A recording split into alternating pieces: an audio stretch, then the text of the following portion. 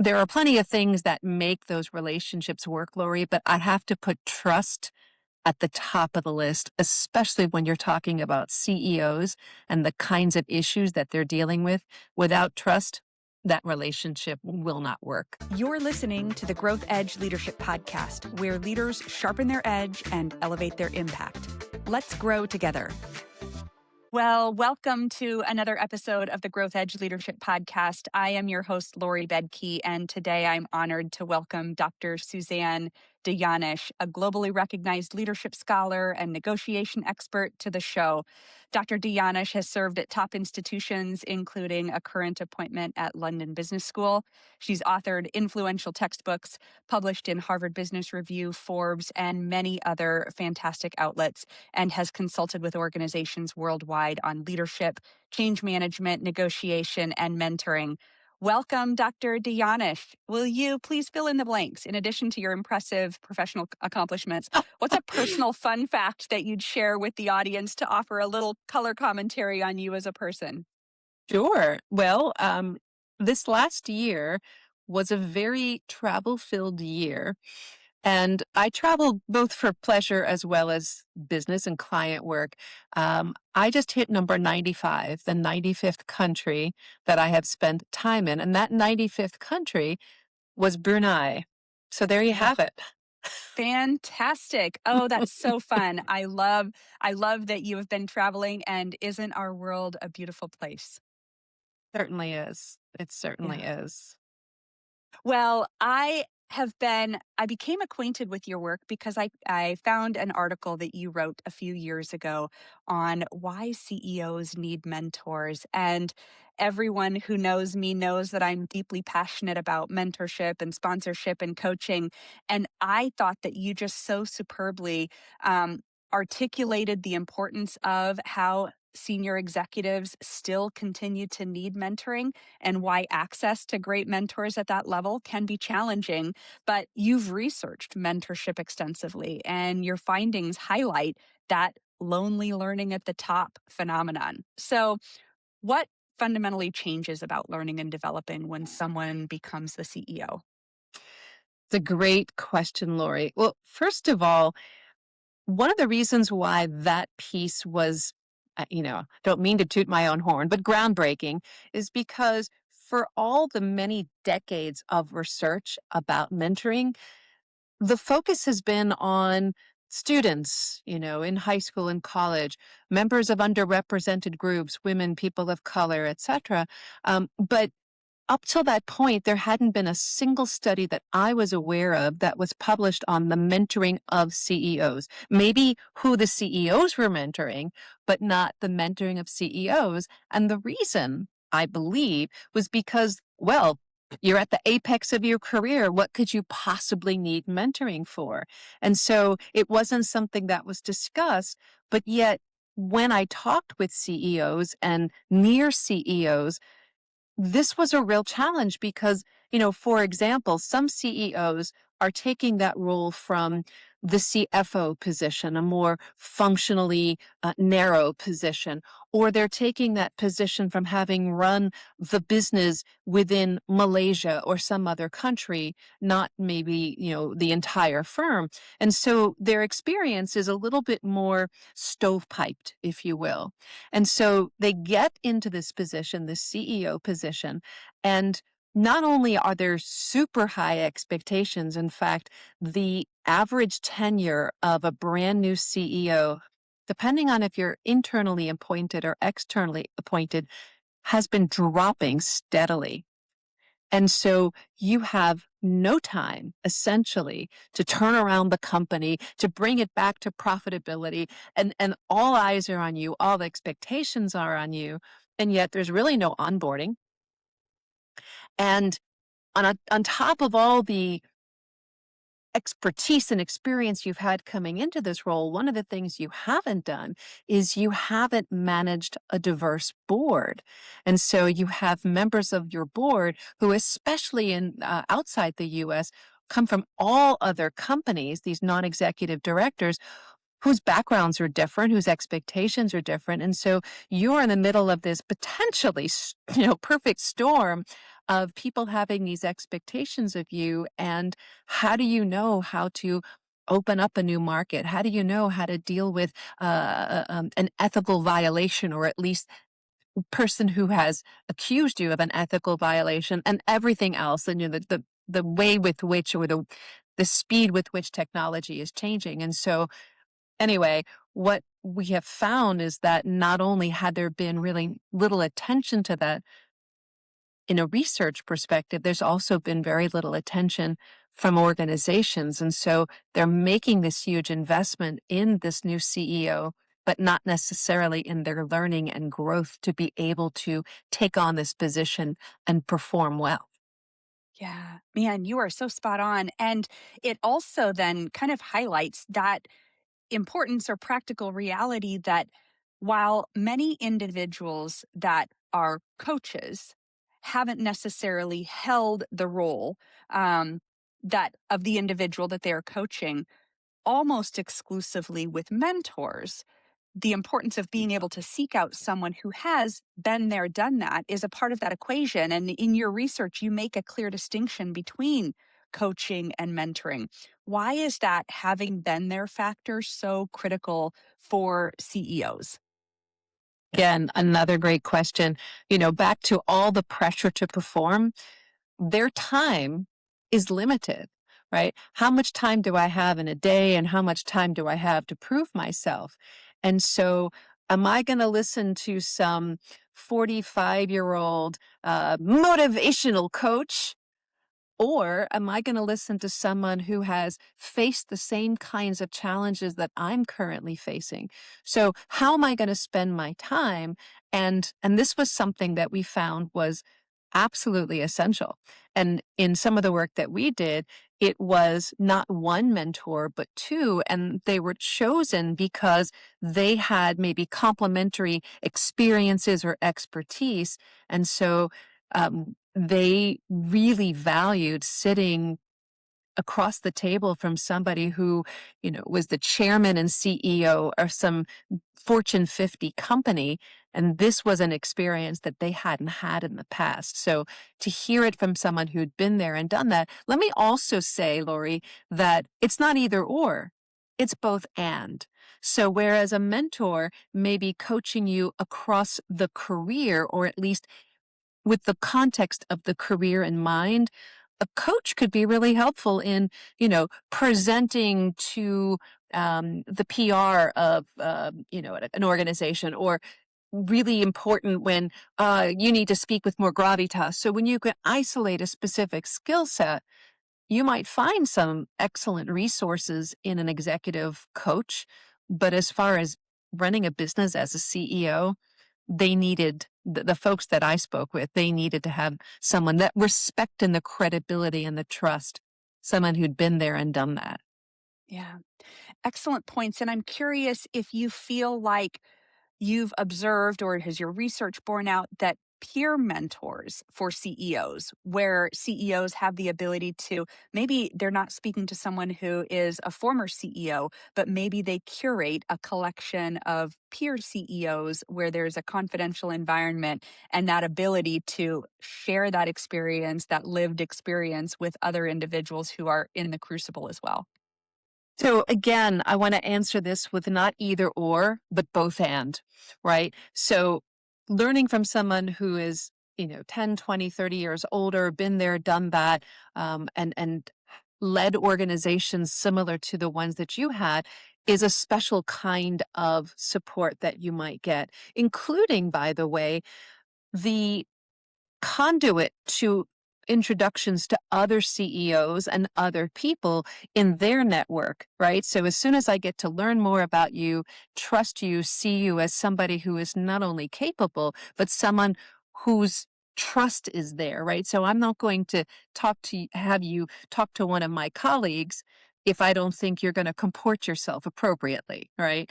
So what I would say is the mentors who are a level or two above in their careers is one kind of resource, and the peer-to-peer mentoring is a little bit different and equally important, right? Because they're facing the same kinds of issues that you are contemporaneously. Whereas it may be, well, 20 years ago when I led this company to go public, here's what I found. Um, the other thing that's really nice that I saw with this one organization that I worked with is in addition to setting up these mentoring relationships one on one with these senior folks in industry, they also offered, to use your word, a curated, like monthly gathering around either an industry or a particular topic. And there would be a limit of, let's say, 5 or 6 of these mentees in this system. So CEOs or near CEOs or brand new CEOs where they can have this conversation moderated by a very senior person, a chairman, but also be able to talk with one another to kind of like, yeah, it is lonely, but now I can feel like these are other people who are experiencing challenges like I am. Yeah, I wholly agree. And I often share an article that was published. I believe it's an HBR article as well that was written by Dr. Hermione Ibarra. And she talks about the continuum of mentors that we need. And I think the reliance upon a singular mentor is insufficient and frankly selfish. It's malpractice for any of us. We need to have diverse groups of individuals that serve the various needs that we might have, all the way from mentorship to sponsorship, but then, people that are very well connected and can open their network or strategize or maybe have a niche expertise in a space that's industry specific or for some other reason. So I'm curious if you could speak to that or perhaps underscore why it's important that we have a diverse cabinet, kitchen cabinet, as it were. Or board of advisors. I've heard it referred to as a personal board of advisors. I want to step back to something you said and also share with you this was a very recurrent thing that I heard when I was interviewing these CEOs and near CEOs who were mentees in this program that I was involved in. And that was, we would talk about the current mentoring they were receiving, what was working, what wasn't, what kinds of support and expertise were they getting. And then after we talked at great length, then I would say, so tell me, how did this mentoring relationship, or if it was current, how was this mentoring relationship similar to or different from other mentoring you've had in the past?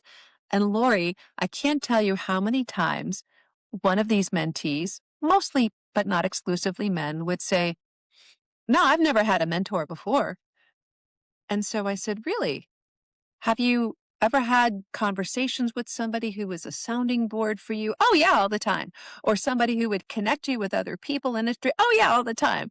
Or somebody who, you had a bad day or a bad experience and you could just like unload yeah, all the time. And I'm like, what I found, especially going back, because I started working on mentoring, my gosh, 15, 20 years ago, that in some circles, the word mentoring almost had a remedial flavor to it. Like if you weren't doing your job well, they would send you to a mentor to get better and do your job better, which is unfortunate because that's really not what mentoring is all about. You don't go get one when all hell breaks loose. You have one throughout, or multiple, as you said, throughout the entirety of your career because different elements of your career are going to throw you curveballs at different times. And you're going to need different people in your board of advisors to speak to. And so what happens in a good situation, I think, is you have this cadre of people that you can count on. But depending on what you're facing at the moment, numbers 1 and 3 will be really present in your life, but 2, 4, and 5 will not. And then over time, they'll shift positions and priorities. Sometimes you gently get rid of a mentor. I mean, or celebrate, hey, I've learned everything that I could possibly learn from you. Thank you so much. Let's chat every now and again, but I'm going to free you up to mentor somebody else. And so that pruning is also necessary. So that diversity, as you mentioned, is critical, but the pruning is necessary as well. Well, that's a great framing, and I think so incredibly important. And it actually aligns with where I was intending to take us next, which is just a curiosity over the increasing pace of change in life, in society, and industry. And it does make me wonder if we are going to see, or we're already seeing, a shift in mentorship where those individuals that used to be a CEO 10 or 20 or more years ago may not actually continue to have their finger on the pulse of the dynamics of the contemporary organization in a way that they may have been able to sustain in decades or a generation or two past. Well, yes. The short answer is, right? So, and it's incumbent upon us to be willing to recognize and know what we know and know what we don't know and be willing to ask for help, right? I mean, again, it shouldn't be when all hell breaks loose that we go, "Oh my gosh, who do I know who could help me through this?" And so really thinking about what is it that I am struggling, like, for example, AI, right? What is the role of AI in organizations? Well, that depends on whom you ask and what day of the week it is, right? And so even, and I'm sure you're aware, Lori, even in the space of leadership development, there is an increasingly topical role for AI in coaching and in trying things out, in understanding who else is doing what I'm doing, and how can I learn from them. So not all coaching and mentoring is necessarily one-on-one, right? It might just be, hey, I'm watching what Satya Nadella is doing, and I'm going to model my actions after him because I respect him as a leader. So not everybody is even aware that they may be mentoring others in that sort of role modeling capacity. But, what I have found in my career is when you get up the courage to ask, most people will be there and will offer you their time. And you know why that is? Because they know they never would have gotten to where they are without being on the shoulders of some of the people who have helped them along the way. So there's this reciprocity that exists in our mentoring mindset. Yes. Oh, I so wholeheartedly agree. And I often tell individuals when I'm encouraging individuals to seek out those informational interviews that are a precursor to perhaps assessing for that fit that might be a potential future mentor relationship. The biggest barrier that keeps most of us from making that ask is that we know that everyone is supremely busy, and especially individuals who have the type of wisdom and learned and earned experience that we can benefit from. They are incredibly busy and we don't want to be a burden. But my encouragement to them is that most people thoroughly enjoy mentorship and giving of and sharing of their wisdom and learned experience because they are the beneficiary of so many other generous individuals who have poured into them. But I often say, and so much of the work that I do is in medicine. And so I'll have individuals who I would say, so if you had a junior faculty member or a trainee who asked you for a spot of your time and they did it gracefully and graciously and with plenty of advance notice and with a lot of clarity about what they wanted to pick your brain about, would you want to share your time with that individual? And they almost always say, of course, yes. And I said, well, the same is true when that reciprocity that exists, so much of it is, the paying it forward, or as Walt Whitman said, the gift goes to the giver so often. And it can be a pocket of brightness and goodness in the midst of someone else, a busy executive's really demanding or really difficult work as well. Well, and the research is really clear in psychology. They call it helping behavior, that Yes. when we engage in helping behavior, good things happen to us physiologically. By the Yes. way, I wanted to jump back to something you said about, busy executives in the healthcare industry. Some years ago, I had my students, and I still do, engage in mentoring relationships. They get into one of my classes, and I tell them, listen, you're going to learn a lot from one another. Maybe you'll learn a thing or two from me. But in addition, I want to augment the class and require you to start up a conversation with somebody, and I'll give them some criteria because I don't want them to be like, the buddy that graduated last year and who's also in their fraternity, right? Somebody who's been there and done that 10 years, has profit loss responsibility, has actual direct reports, and isn't just a manager in name, for example. And one of my students connected with the then CEO of a hospital in a rural area in Central Virginia. And to your point about helping and how helping feels good. So at the end of the class, I sent an email through my students to forward to their mentors and basically express my appreciation. Thank you so much for engaging with this student. I know your time is valuable. They've gotten so much out of it, etc. Well, this one person, I won't name his name, um, he wrote back to me. He's like, thank you. No, thank you. He said, one of the things that I got so much value out of was by having this person ask me questions about why do I do this and have I ever thought about that, etc. It helped me, and this was his words exactly, it helped me identify the FHPs, the future historic policies for my hospital. So, in other words, having somebody hold up the mirror in some way, right? Or just asking, hey, that's an interesting policy. Where did that come from? And how well does it serve you? It was like, huh, it no longer serves me. And now that's a future historic policy. Great. I just thought fabulous. That Yes. was worth its weight in gold. Oh, that's beautiful. I love that example. Okay, so mentorship at this level, at the CEO level, isn't transactional. It shouldn't be at any level, but it's relational, it's deeply personal. So, what makes a CEO mentor relationship work or fail at the highest levels? Trust, first and foremost. Let me say a little bit more about that. Often when I'm talking with people who either don't have a lot of experience or don't have that known experience about having had mentors, they think first that, oh, my boss is my mentor.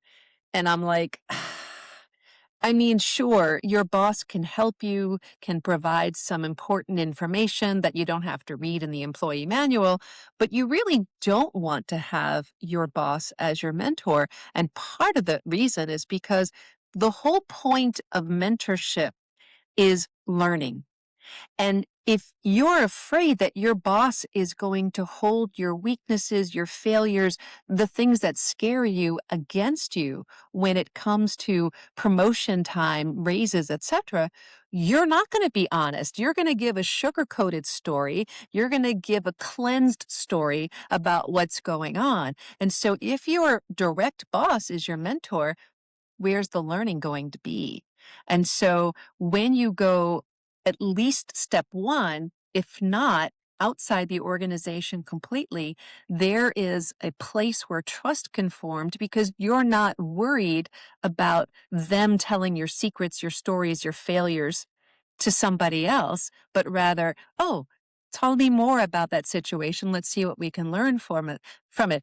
Similarly, when you become vulnerable in that transaction and that relationship, that tends to create vulnerability on their side. Well, I'm going to tell you something. And so, whether stated, which I think is a good idea, or not, there is an implied confidentiality in these conversations. And so, there are plenty of things that make those relationships work, Lori, but I have to put trust at the top of the list, especially when you're talking about CEOs and the kinds of issues that they're dealing with.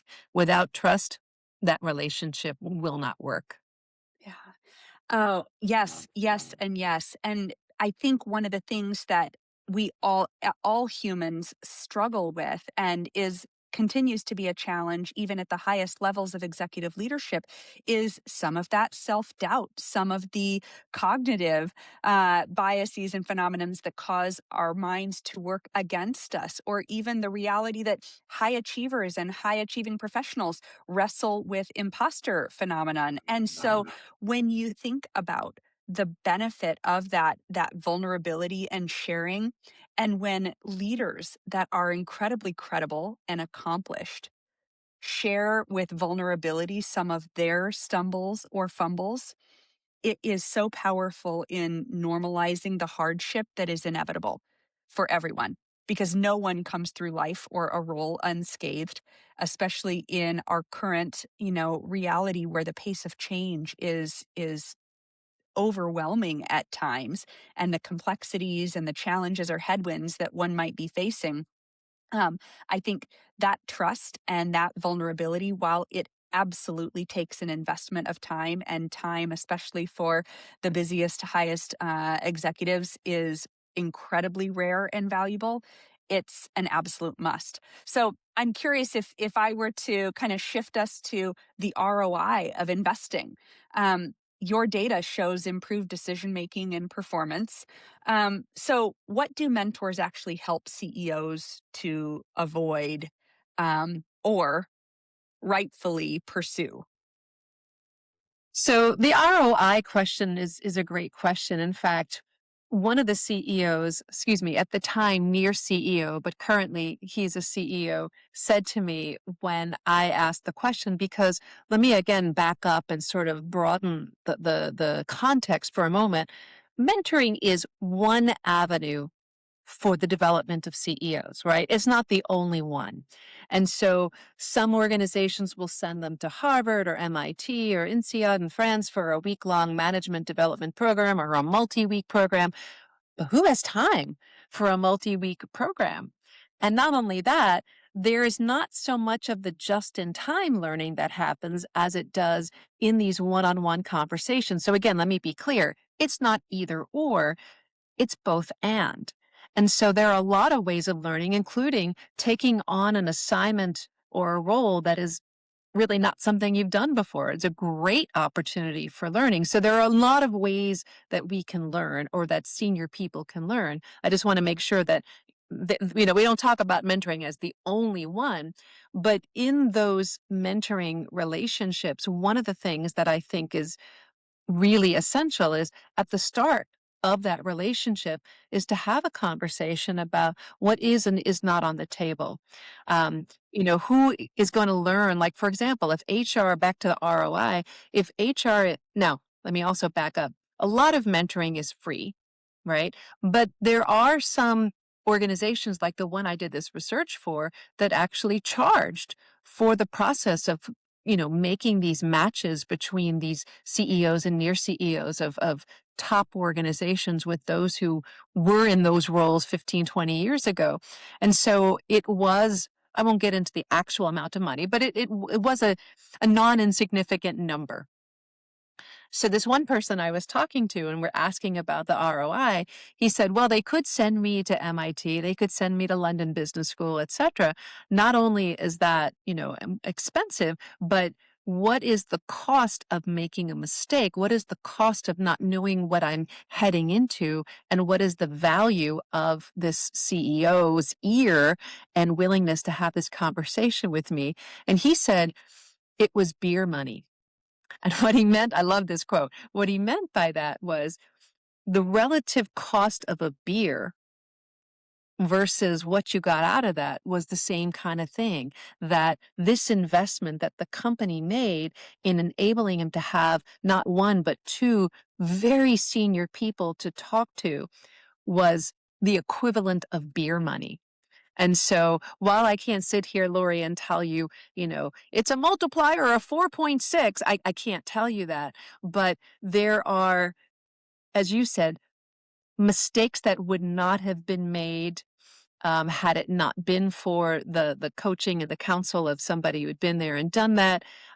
The ability to, as you said, not feel like an imposter walking into a room when you're trying to get your company public. And so you're making this big IPO presentation. I mean, there are so many things that if you've never done them before, the ability to not only present, but present confidently and get that feedback and achieve this important milestone for you and the organization.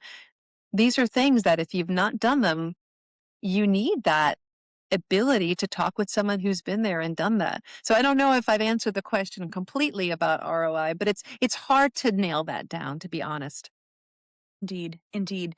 Well, and as I've looked at so much of the research around mentorship and sponsorship, there is compelling evidence that both intersect powerfully with well being and resilience. And for CEOs, the ability to sustain the demands of the role, the importance of connection and social connection or community specifically cannot be overstated. And so I'm curious what your observations or experiences tell you about that important fact. Funny, I wish that the first thing that came to my mind is absolutely all mentors are great role models and they show their mentees ways of balancing, work and family. I can't say that. Some have, some have not.